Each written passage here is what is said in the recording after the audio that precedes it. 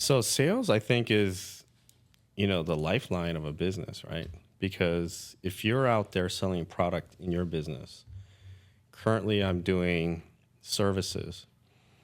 So if I don't have sales or customers that want my services, You got no money. then you have no money coming in, right? So you have to figure out, like you said, I think it's a good point. Like find out the low hanging fruit, right? And you knew all the top and good golfers out Yeah. there. Like throw them sleeves if they like it. If they wear it, it means they like it, right?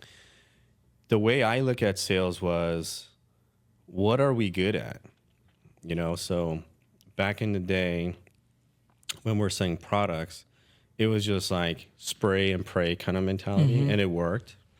But that was like 20 some years ago. And we knew at the time when we were doing nutraceuticals, meaning like diet products and different things like that, we knew the audience was big, especially New Year's. Like people want to lose weight. So we know like, hey, let's make a supplement that people think they can lose weight on and start selling those products. And you have key ingredients in there that allow people to lose weight. Did it work or not? I don't know. Yeah. I think it did.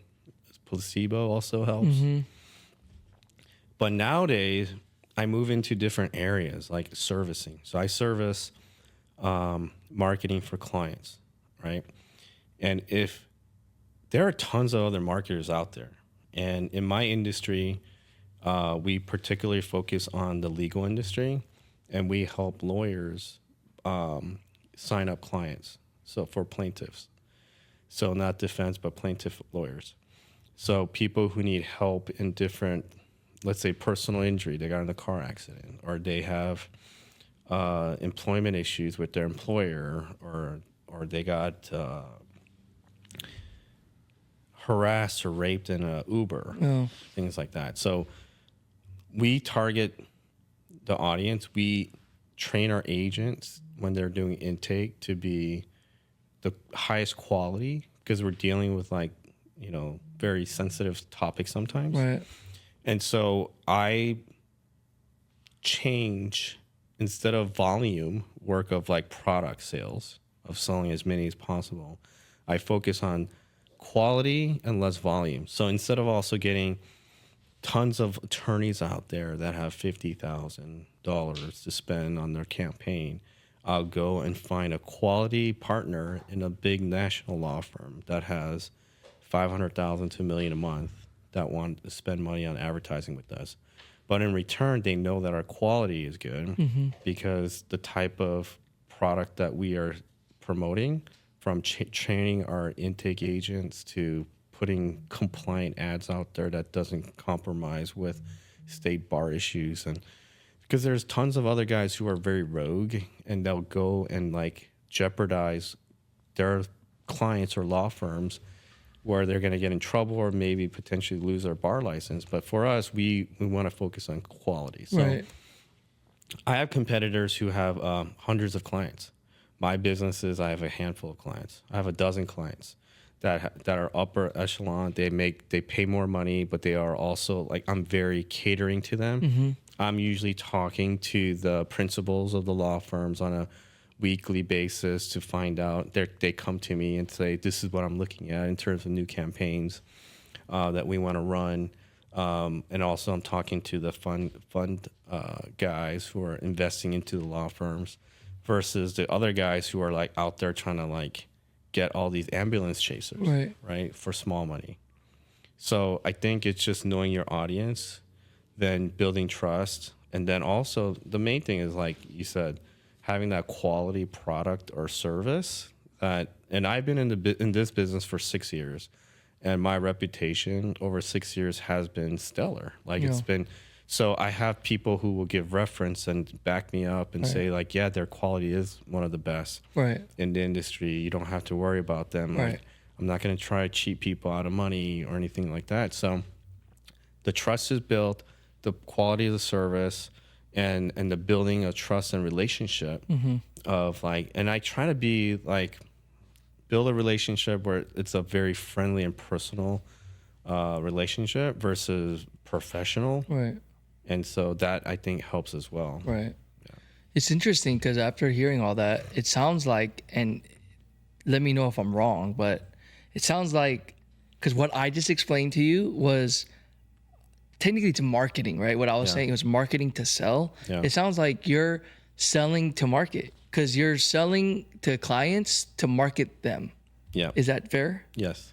So that's interesting because it's almost like reverse engineering. Because you have to figure out, okay, I need to get them, bring them in, look at all the books, and then you market. But you have to initially sell them to let me look at your stuff to market you. Correct. Oh, wow. So I think being an entrepreneur for 25 plus years, I've learned, and that's a really key word that you said, which is reverse engineer. So everything that we do with my team, we try to reverse engineer things. So even with like Facebook ads or Google ads, we see what's out there and we'll do research. What's working and what's not working. So why would you copy things that aren't working? So we copy things or look at and research things that are working, and then we reverse engineer, like, how are they doing things? Well, let's see the process. Let's map out their success and see what doesn't work. Then we also do A/B testing on a lot of our ads, and so we'll do similar things, Right.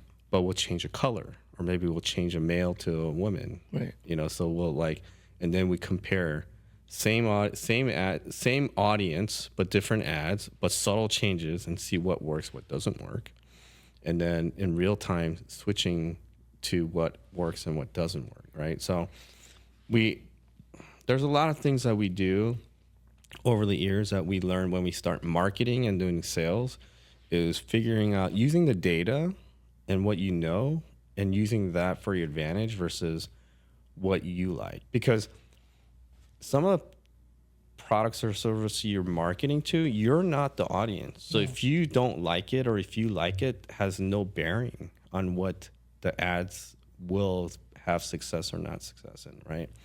So you're trying to sell, let's say, I don't know, let's say a $15 to $30 product, right? And a woman's product, like, let's say eyelashes. Yeah. Well, I'm not the target because I'm not going to buy a $15, $30 eyelash product because I don't use eyelashes. So, right. So what my opinion is on that ad means nothing. Yeah. Right. I can say that ad sucks. See, that's a really good point, Sam, because I feel, and I'll throw golf into this. Yeah. I think I've always been the type of person, and I think so many people are not like this, but I could be wrong. I feel like I've always been the guy where it's like, you could talk all you want, but if I don't see you actually doing it, I'm not going to listen. Yeah. Like, you could be the best talker in the world. And I think that's good because most of the time people are good talkers. Yeah. But that's why I really like talking with you, is because you're a good talker, but you actually do it. And that's rare too. But I'm tying golf into coaches. Yeah. So there's a lot of good coaches that didn't compete on a high level. Yeah. That's fine. But for me, like, as a professional golfer, if I'm getting coached by a guy and you never been at the top level, at least where I got, my level was pretty high, I would say. Yeah. But even like lower than my level, whatever, like, at least compete on a professional golf level, mini tours. If you didn't at least compete on a professional level, how are you going to help me be a professional?